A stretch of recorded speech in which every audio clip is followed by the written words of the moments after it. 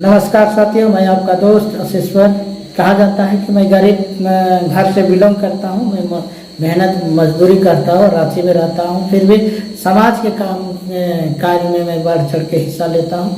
मगर जिस प्रकार हमारे समाज के लोग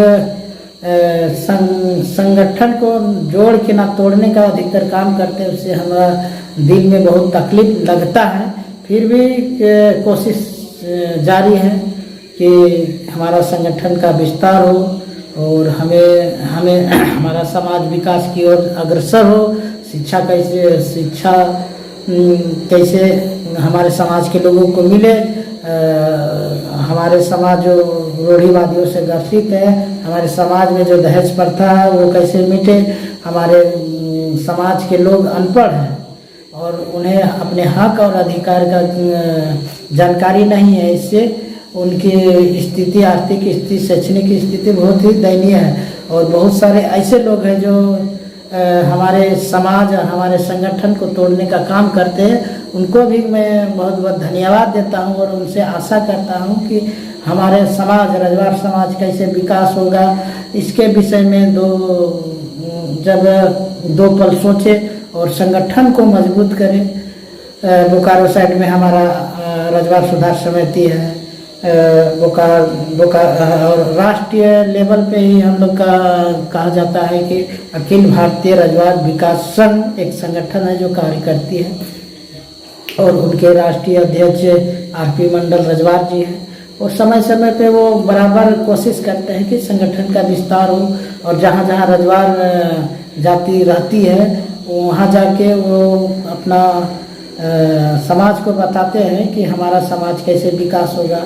और कोशिश करते हैं कि अखिल भारतीय रजवाड़ विकास संगठन में जुड़े और अपने समाज का विकास करें।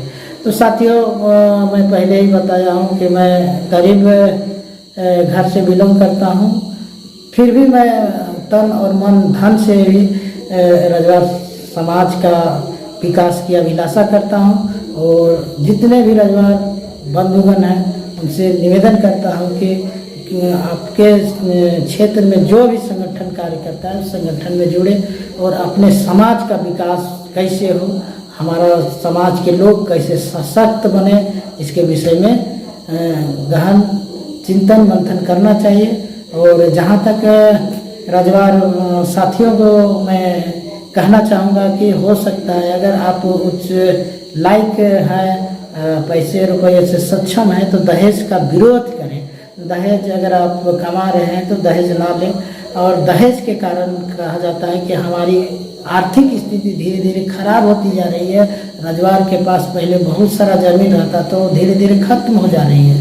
और जितने भी पढ़े लिखे अगर कोई ऑफिसर बनता है जिसी कैटेगरी का, अगर सरकारी सर्विस में जाता है तो अपने समाज के नौजवान साथियों का हौसला बढ़ाएं और उनसे कहें कि क्या तैयारी करें, किस विषय में तैयारी करें कि आपको हम सरकारी नौकरी प्राप्त कर सकते हैं।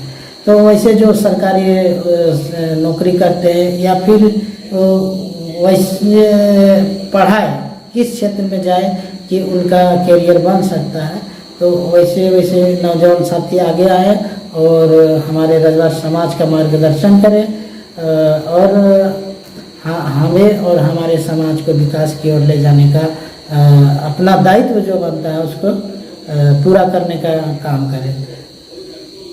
तो साथियों, आज मैं इतना ही कहता हूँ और आप लोगों से विदा चाहता हूँ कि हमें छोटा भाई समझ के हमारे अगर कुछ हम गलत कह दिया हो तो हमें माफ़ करें। मगर जहाँ तक मैं कहता हूँ कि बोकारो साइड जो मैं झारखंड में रहता हूँ तो दो संगठन अभी चलती है, रजवाड़ सुधार समिति और अखिल भारतीय रजवाड़ विकास संघ।